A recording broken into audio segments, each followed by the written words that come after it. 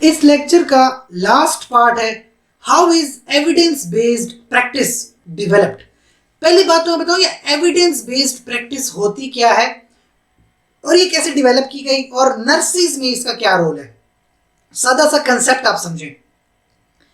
Evidence based practice ये होती है कि फर्ज करें एक नर्स है, ठीक है, एक नर्स है। उस नर्स ने एक रिसर्च की और उसने ये देखा है कि अगर नर्सिस को at the end of the year कोई इंसेंटिव दिया जाए, ठीक है, इंसेंटिव यानी इस तरह का इंसेंटिव के आप कह दो कि नर्स ऑफ द ईयर का अवार्ड, ठीक है, नर्स ऑफ द ईयर का अवार्ड दिया जाए। ये फर्ज को एक रिसर्च कर रहे हैं कि अगर नर्सिस को at the end of the year एक अवार्ड दिया जाए तो उन नर्सिस की जो प्रैक्टिस है वो इंप्रूव होती है या नहीं। ये फर्ज कीजिए किसी ने रिसर्च की। अब जब ये रिसर्च हुई और उसने ये देखा है कि इस रिसर्च के मुताबिक तकरीबन 80% नर्सिस प्रैक्टिस में इंप्रूवमेंट आती है। अब ये 80% क्या है? ये तो एक रिसर्च की ना, किसी एक नर्स ने या एक ग्रुप ऑफ नर्सिस ने रिसर्च की और उस रिसर्च का जो रिजल्ट है वो आया 80%।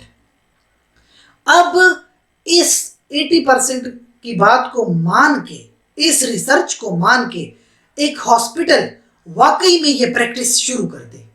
देखो एविडेंस क्या है? एविडेंस है ये रिसर्च, एविडेंस है कि अगर नर्सिस ऑफ द ईयर का अवार्ड मिला जाए तो 80% प्रैक्टिस में बेहतरी आती है। तो ये एक एविडेंस है। तो एक हॉस्पिटल है, फर्ज कीजिए आप कहते हो कि नॉर्थ वेस्ट जनरल हॉस्पिटल है, तो वाकई में नॉर्थ वेस्ट जनरल हॉस्पिटल इस एविडेंस को लेके हर साल नर्सिस ऑफ द ईयर का अवार्ड देना शुरू कर दे। तो ये जो हर साल नर्सिस ऑफ द ईयर का अवार्ड है देना, ये एक प्रैक्टिस है। ये प्रैक्टिस क्यों शुरू हुई?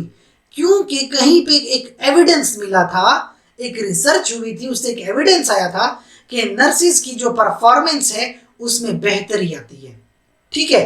तो इस वजह से ये प्रैक्टिस शुरू हो गई। तो ये एक मिसाल दी है मैंने। अब इसकी डिटेल पढ़ते हैं। Evidence based practice is developed through a combination of research approaches. Research approach असल में आपको एविडेंस देता है। Through qualitative research we can better understand the patient's and family experience with health and illness। सबसे पहली चीज तो एक पेशेंट है, उसकी हेल्थ और उसकी इलनेस, आप उसकी हेल्थ और उसकी इलनेस के बारे में कैसे पता लगाते हो, ठीक है। पेशेंट को बेहतर समझने के लिए पेशेंट का जो फैमिली का जो एक्सपीरियंस है, पेशेंट किस तरह की हेल्थ और किस तरह की इलनेस को एक्सपीरियंस कर रही है, वो आप क्वालिटेटिव रिसर्च से पता लगा सकते हो।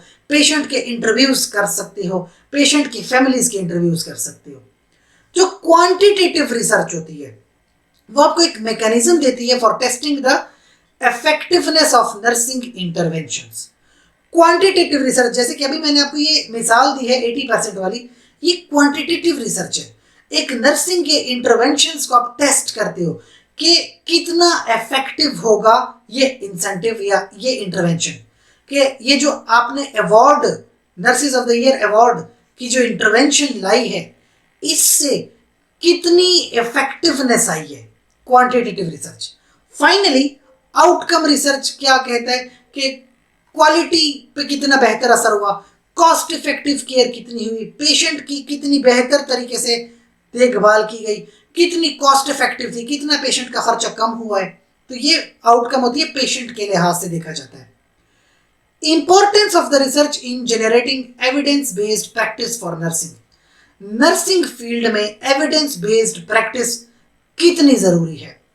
Knowledge generated through nursing research, nursing research करोगे तो आपके पास न्यू नॉलेज आएगा, वो बहुत जरूरी होता है साइंटिफिक बेसिस के लिए। डिस्क्रिप्शन, किसी फिनोमिना को डिस्क्राइब करना, किसी चीज को एक्सप्लेन करना, प्रिडिक्शन करना, कंट्रोल करना, ये मुख्तलिफ वेरिएबल्स हैं जो आप सिर्फ और सिर्फ नर्सिंग रिसर्च के थ्रू साइंटिफिकली डिफाइन कर सकते हो। जैसे कि डिस्क्रिप्शन है, थ्रू डिस्क्रिप्टिव रिसर्च आप एक फिनोमिना को डिस्क्रिप्टिव रिसर्च करते हो, आइडेंटिफाई करते हो, उसको अंडरस्टैंड करते हो। नर्सिंग फिनोमिना, नर्सिंग ट्रेंड्स को आप डिस्क्राइब करते हो रिसर्च के थ्रू। एग्जाम्पल के तौर पे, a qualitative study was conducted in order to describe the experience, beliefs and perceptions of ICU nurses. देखें, आईसीयू के अंदर कुछ नर्सेस काम कर रही हैं। आपने उस आईसीयू के अंदर जो नर्सेस हैं उनका क्या एक्सपीरियंस है, उनकी क्या बिलीफ है, उनकी क्या परसेप्शंस हैं, किस हवाले से, पेशेंट के पेन, पेशेंट की एजिटेशन और पेशेंट का डिलीरियम। जो आईसीयू के अंदर पेशेंट्स हैं ना, इन नर्सिस का क्या एक्सपीरियंस रहा इन पेशेंट्स के साथ, इन नर्सिस का क्या एक्सपीरियंस है, क्या बिलीफ है, क्या परसेप्शन है इन पेशेंट्स के पेन के हवाले से, इन पेशेंट्स की एजिटेशन, इन पेशेंट्स के डिलीरियम के हवाले से ये नर्सिस क्या सोचती हैं, क्या बिलीफ रखती हैं। तो इन नर्सिस का जब इंटरव्यू लिया जाएगा, इनसे पूछताछ की जाएगी, इन्वेस्टिगेट किया जाएगा, तो ये क्वालिटेटिव रिसर्च बनेगी और आपको एक डिस्क्रिप्शन मिल जाएगी। The results from this study described the ICU nurses have different perspectives on optimal PID management. यानी मुख्तलिफ नर्सेस मुख्तलिफ बयानियां देती हैं। This study provided various improvement in strategies for optimization of PID management. तो आपको मुख्तलिफ तरह के रिजल्ट्स मिलते हैं और आप देखते हो कि कौन सी स्ट्रेटेजी है जो पेशेंट्स के पेन को ख़त्म करे, पेशेंट की एजिटेशन, पेशेंट के डिलीरियम को मैनेज कर सके और फिर उसकी बुनियाद पे फ्यूचर प्रैक्टिस करते हो to enhance the patient agitation, pain and delirium management. यानी आज के जो डाटा मिला, फ्यूचर में आप उसको बढ़ा सकते हो, इनहांस कर सकते हो। फिर होती है explanation. Explanation clarifies the relation among phenomena and identify why certain event occur. कोई फिनोमिना है, पेशेंट की फर्ज कीजिए डेथ हो रही है, ये एक फिनोमिना है, रीजन क्या है, क्या रीजन है कि पेशेंट की डेथ हो रही है, क्या एक्सप्लेनेशन है। तो ये जो एक्सप्लेनेशन है रीजंस की कि कोई फिनोमिना क्यों हो रहा है, that is the explanation, qualitative research है। An example of this research is that has been done examining the relationship between smoking, obesity, family history and heart disease. कुछ लोगों को हार्ट डिजीज है, कुछ लोग दिल के मरीज हैं, क्यों है, क्या वजूहात है। सबसे पहले स्मोकिंग, क्या तंबाकू नोशी किसी को दिल का मरीज बना सकती है, क्या मोटापा किसी को दिल का मरीज बना सकती है, क्या फैमिली हिस्ट्री यानी कि फैमिली में ही किसी को कॉन्जेनिटल डिजीजेज हैं, क्या उसकी वजह से हार्ट डिजीज होती हैं। तो ये जो बीच में रिलेशनशिप को डेवलप करना है, ये क्या है, ये एक एक्सप्लेनेटरी रिसर्च है। फिर है प्रेडिक्शंस। प्रेडिक्शन तो सादा सी बात, अंदाजा लगाना, फ्यूचर की प्रेडिक्शन करना, और प्रेडिक्शन में क्वांटिटीज तो आती हैं। दिस एग्जामिन द प्रोबेबिलिटी, अंदाजा लगाना, of an outcome occurring in specific situation, कि अगर इस तरह की सिचुएशन है, सिचुएशन ए इस तरह की है, तो इसका रिजल्ट एक्स रिजल्ट निकलेगा इस तरह। This type of research common in epidemiology. Epidemiology क्या होती है, एक एरिया में डिजीज फैलते हैं। आपने देखा कि एक एरिया में एक जगह पे पानी खड़ा हुआ है और बहुत सारे मच्छर हैं, तो आप फ्यूचर बता सकते हो कि इस एरिया में बड़ी जल्दी मलेरिया फैलने का खतरा है। ठीक है, तो ये क्या करते हैं, प्रिडिक्ट करता है। कुछ रिस्क फैक्टर क्या देखा गया, पानी देखा गया और मच्छर देखे गए, तो फौरी तौर पर बता दिया कि इस एरिया में बाद में मलेरिया या डेंगू फैल सकता है, इसमें ये डिजीज हो सकता है। For example obesity, hypertension, family history predict higher risk of pre eclampsia and eclampsia. ये प्री एक्लेम्शिया, एक्लेम्शिया क्या होते हैं, प्रेगनेंसी रिलेटेड हाइपरटेंशन। ठीक है, तो आपने देखा गया है कि एक फैमिली है, उसमें मोटापा बहुत ज्यादा है, उन लोगों को ब्लड प्रेशर बहुत ज्यादा होता है, फैमिली हिस्ट्री है, तो आपको पता चल जाता है कि जब इसमें प्रेगनेंसी होगी ना, तब इनको एक्लेम्शिया और प्री एक्लेम्शिया होगा। तो इस तरह प्रेडिक्ट कर देते हैं। फिर आता है कंट्रोल। कुछ कंट्रोल वेरिएबल्स होते हैं। Control is the ability to specify how to produce a desired outcome. आपके अंदर कुछ वेरिएबल्स हैं, एक फर्ज कीजिए स्मोकिंग है, ऊपर से ओबेसिटी है, फिर उसके ऊपर से आपको क्या है, हाइपरटेंशन है। तो इसका रिजल्ट क्या निकलेगा, इसका result myocardial infarction, heart attack निकलेगा। फर्ज कीजिए आपने कुछ कंट्रोल किया, आपने इस ओबेसिटी, मोटापे को कंट्रोल कर लिया। तो इस तरह से कंट्रोल कर लेते हो, या आपने स्मोकिंग को कंट्रोल किया और देखते हो क्या आउटकम पे फर्क पड़ता है, क्या ये मायोकार्डियल का इंफार्क्शन खत्म हो सकता है, मायोकार्डियल इंफार्क्शन का रिस्क खत्म हो सकता है। तो इस तरह कंट्रोल देखा जाता है। Control is dependent on prediction, ठीक है। For example, the incidence of myocardial infarction, heart attack, can reduce when overweight and smoking are controlled. आप इस मोटापे और स्मोकिंग को कंट्रोल कर लीजिए तो देखिएगा हार्ट अटैक का रिस्क कम हो जाएगा। तो इस तरह से कुछ चीजों को कंट्रोल करके आप उनका रिजल्ट देखते हो। क्या इन चीजों का कंट्रोल करने से दिल का दौरा पड़ना कंट्रोल हो सकता है? तो ये एक रिसर्च होती है कंट्रोल फैक्टर्स को देखते हुए। फिर आता है एक फिनोमिना, नर्सिंग रिसर्च प्रोसेस, कि आपने ये रिसर्च स्टेप बाय स्टेप कैसे करते हैं, प्रोसेस क्या है, सिस्टमेटिक है, स्टेप बाय स्टेप कैसे चलते हो। सबसे पहली चीज, प्रॉब्लम आइडेंटिफाई करते हो। नर्सिस के प्रॉब्लम्स को आइडेंटिफाई करो कि नर्सिस को क्या क्या प्रॉब्लम्स हैं। फिर अपनी रिसर्च का पर्पस देखो, आपकी रिसर्च इन प्रॉब्लम को हल करती है या आप रिसर्च करना चाहते हो कि नर्स की प्रॉब्लम को सॉल्व कर सको। फॉर एग्जाम्पल, आपने ये देखा है कि जो नर्सिस 8 घंटे की ड्यूटीज कर रही हैं, उन नर्सिस को प्रॉब्लम होती है फटीग या वीकनेस, उन नर्सिस में बहुत वीकनेस आती है। अब आपने देखा कि नर्सिस को एक प्रॉब्लम होती है वीकनेस की, नर्सिस में वीकनेस आ रही है, तो आप ये अभी एक प्रॉब्लम है, अब आप एक रिसर्च करना चाहते हो, इस वीकनेस के ऊपर रिसर्च करना चाहते हो। पर्पस डिफाइन कर लो, आपने ये रिसर्च क्यों करनी है। आप इस वीकनेस को खत्म करना चाहते हो, या आप इस वीकनेस की परसेंटेज देख रहे हो, या आप ये देख रहे हो कि किस कम्युनिटी में वीकनेस ज्यादा है, किस कम्युनिटी में वीकनेस कम है। आप क्या करते हो, पर्पस डिफाइन कर लो। फिर आप लिटरेचर रिव्यू करते हो, इंटरनेट के ऊपर जाओ। अभी आपने देखा है कि इसी लेक्चर में पार्ट 1 में कि बड़े बड़े जर्नल्स हैं जहां नर्सिस की रिसर्च पब्लिश होती है। तो लिटरेचर को रिव्यू करें, क्या प्रीवियसली इस वीकनेस के ऊपर नर्सिस की रिसर्चें आई हैं, क्या वीकनेस के ऊपर प्रीवियसली नर्सिस की रिसर्च क्या क्या कहती है। उस तमाम चीज को स्टडी करेंगे और फिर स्टडी फ्रेमवर्क देखेंगे कि प्रीवियस लोगों ने जो रिसर्च की है क्या मेथड को फॉलो किया है। उस मेथड को फ्रेमवर्क कहते हैं कि आप किस तरह से रिसर्च करोगे, क्वालिटेटिव करोगे, क्वांटिटेटिव करोगे, डिस्क्रिप्टिव करोगे, एक्सपेरिमेंटल करोगे, कोरिलेशनल करोगे। क्या है रिसर्च फ्रेमवर्क, ये आप प्रीवियस मेथड से भी देख सकते हो।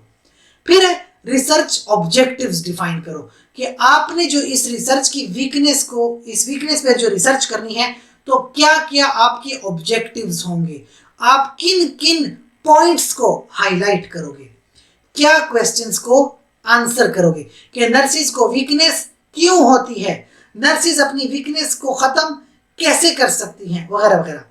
हाइपोथेसिस दोगे, अपनी ऑब्जर्वेशंस जो आपने की हैं हाइपोथेसिस दोगे, वेरिएबल्स बना दोगे, कुछ एजम्पशंस होंगी और आप रिसर्च करोगे, रिसर्च डिजाइन कर लोगे कि आपने किस तरह की स्टडी करनी है।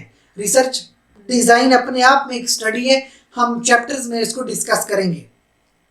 पॉपुलेशन आइडेंटिफाई करो, आपने पिशावर की पॉपुलेशन पे स्टडी करनी है, इस्लामाबाद की पॉपुलेशन पे स्टडी करनी है, आपने कराची की पॉपुलेशन पे स्टडी करनी है। फिर सैंपल लोगे, अब पिशावर में तो 1 लाख नर्सिस काम करती हैं, तो क्या सब नर्सिस को रिसर्च करते हो? नहीं है, आपने पॉपुलेशन की सैंपल को डिफाइन करना है। फर्ज कीजिए आपने कहा 1000 नर्सिस के ऊपर रिसर्च करूंगा, फिर मेथड क्या फॉलो करूंगा आपने डिफाइन करना है। डेटा कैसे कलेक्ट करूंगा, क्वेश्चनियर होंगे, खुद नर्सिस के पास जाके डाटा कलेक्ट करना है, इंटरनेट के थ्रू ईमेल करना है, व्हाट्सएप करना है, डाटा ये सारा डिफाइन करना है। डेटा एनालाइज करना होगा, बायोस्टैटिस्टिक्स में आपने पढ़ा है कि कोरिलेशन होती है, रेग्रेशन होती है, काई स्क्वायर होता है, टी टेस्ट होता है। इस तरह से रिसर्च आउटकम, क्या नतीजा निकला जो आपने रिसर्च की। फिर डिसेमिनेशन ऑफ आउटकम, आउटकम्स कहाँ कहाँ अप्लाई होता है और आपकी रिसर्च में कितनी लिमिटेशंस हैं, कौन कौन से पहलुओं को आपने रिसर्च किया है, कौन कौन से पहलू आपसे रह गए, वो लिमिटेशंस बताओगे। Components of the research process, जब आपने ये रिसर्च करनी है कुछ कंपोनेंट्स हैं उसके, उन्हीं बातों को रिपीट किया जा रहा है कि सबसे पहले रिसर्च प्रॉब्लम को फॉर्मुलेट करो। पहली चीज है रिसर्च प्रॉब्लम। ये जो हमने कहा ना कि नर्सिस के अंदर कोई वीकनेस है, तो ये वीकनेस एक प्रॉब्लम है, यही आपका क्वेश्चन है। पर्पस क्या है, जरूरी है बताना। लिटरेचर रिव्यू करना जरूरी है। हाइपोथेसिस बनाना जरूरी है। रिसर्च डिजाइन, खुद से रिसर्च नहीं करते, जो डिजाइन है, जो मेथड आपको साइंस बताती है, वो डिजाइन को फॉलो करना है। सिलेक्टिंग द पॉपुलेशन, पॉपुलेशन को देखना है, पेशावर की पॉपुलेशन, इस्लामाबाद की पॉपुलेशन, कराची की पॉपुलेशन, केपीके की पॉपुलेशन। सैंपल बताना जरूरी है। 500 नर्सिस का रिसर्च होगा, 1000 लोगों के ऊपर टेस्ट करोगे, सैंपल जरूरी है। पहले एक पायलट स्टडी कर लो, ये इतना जरूरी नहीं होता, लेकिन करना चाहो तो कर सकते हो। पायलट स्टडी छोटी पॉपुलेशन पे की जाती है। अगर छोटी पॉपुलेशन का रिजल्ट ठीक आता है, यानी आपने पायलट स्टडी की 50 लोगों पे और आपने देखा कि हाँ 50 लोगों में रिजल्ट आता है, फिर आप जाओ 500 लोगों के ऊपर और 1000 लोगों के ऊपर। डेटा को एनालाइज करो, correlation study, regression study, T test करो, काई स्क्वायर टेस्ट करो और फिर अपनी रिजल्ट्स को बताओ, कंक्लूजन्स को बताओ। ये रिसर्च प्रोसेस होता है। एक होता है नर्सिंग प्रोसेस। नर्सिंग प्रोसेस, वो तो आप नर्सिस हैं, आप खुद जानते हो कि नर्सिस का काम करने का एक तरीका होता है। असेसमेंट करती हैं, data collection, data interpretation, diagnostic plan होते हैं नर्सिस के बाद, नर्सिंग गोल्स होते हैं, नर्सिस इंस्ट्रक्शंस होते हैं क्लिनिकल लेवल पे, एकेडमिक लेवल पे, इम्प्लीमेंटेशन, इवेलुएट करती हैं नर्सिंग प्रोसेस को, मॉडिफाई करते हैं नर्सिंग परफॉर्मेंस को। एक होता है research process, knowledge of the world of nursing. पहले तो आप नॉलेज देखो ना कि अब तक नर्सिस के हवाले से कितना नॉलेज अवेलेबल है। प्रॉब्लम देखो और पर्पस देखो, फिर मेथड बताओ, किस मेथड की रिसर्च करोगे, कौन सा डिजाइन नर्सिस का, यानी स्टेप बाय स्टेप कौन सा डिजाइन फॉलो करोगे। सैंपल साइज कितना है, 500 नर्सिस है, 1000 नर्सिस है, 5000 नर्सिस है, देखना है। मेजरमेंट, किस वेरिएबल के ऊपर रिसर्च कर रहे हो। एक तो वीकनेस है, आपने इसके ऊपर रिसर्च करनी है। उसके बाद क्या आप नर्सिस की ड्यूटी आवर्स को भी देख रहे हो, क्या नर्सिस की शिफ्ट्स को भी देखते हो, क्या नर्सिस की सैलरीज को भी देख रहे हो, क्या क्या मैयर कर रहे हो। फिर डाटा कलेक्शन और एनालिसिस करना है आपने, टी टेस्ट करना है, काई स्क्वायर टेस्ट करना है, रेग्रेशन देखनी है, रिजल्ट्स को देखना है और रिजल्ट्स कहाँ कहाँ तक अप्लाई होते हैं उनको देखना है। सो ये कुछ रेफरेंसेस हैं। ये लेक्चर जहाँ से लिया गया था, इसमें बहुत सारी नर्सिंग हिस्ट्री देखी गई है, उसके हवाले से कुछ रेफरेंसेस हैं। That was your first lecture, BSN 7th semester nursing subject, nursing research का ये सब्जेक्ट है। नेक्स्ट वीडियो में हम यूनिट नंबर 2 को डिस्कस करेंगे। तब तक के लिए इजाजत दीजिए, शुक्रिया।